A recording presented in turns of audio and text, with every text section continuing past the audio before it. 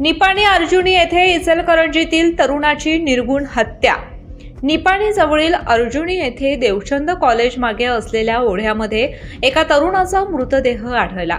याबाबतची वर्दी दिगंबर कांबळे अर्जुनी गावचे गाव कामगार पोलीस पाटील यांनी मुरगुड पोलीस ठाण्यात दिली असता तो मृतदेह इचलकरंजी येथील सुहास सतीश थोरात वय वर्ष 19 राहणार पैलवान चाळ भोनेमाळ यांचा असल्याचं निष्पन्न झालं।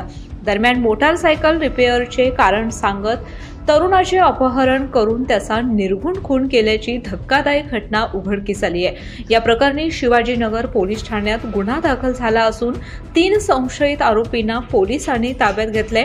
मृताचे वडील सतीश बळीराम थोरात यांनी दिलेल्या तक्रारीनुसार शुक्रवारी दुपारी 3 वाजण्याच्या सुमारास संशयित आरोपी ओंकार अमर शिंदे, ओंकार कुंभार सर्व राहणार लिगाडेमळा इचलकरंजी यांसह एक अल्पवयीन असे 3 जण सुहास याला मोटारसायकल रिपेअर करायची आहे असा बहाणा करून जबरदस्तीने घेऊन गेले होते।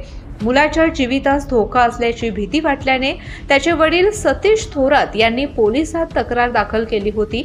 याबाबत शोध मोहीम सुरू असताना आज पहाटे देवचंद कॉलेजच्या पाठीमागील ओढ्यात एका तरुणाचा मृतदेह आढळला। तो मृतदेह सुहास थोरात याचाच असल्याची खात्री पोलिसांनी केली। प्राथमिक तपासात हा खून असल्याचं स्पष्ट झालं असून शरीरावर मारहाणीचे व जबर दुखापतीच्या गंभीर खुणा आढळून आल्या आहेत। घटनेची माहिती मिळताच पोलिसांनी तातडीने पथके तयार करून आरोपींचा शोध सुरू केला।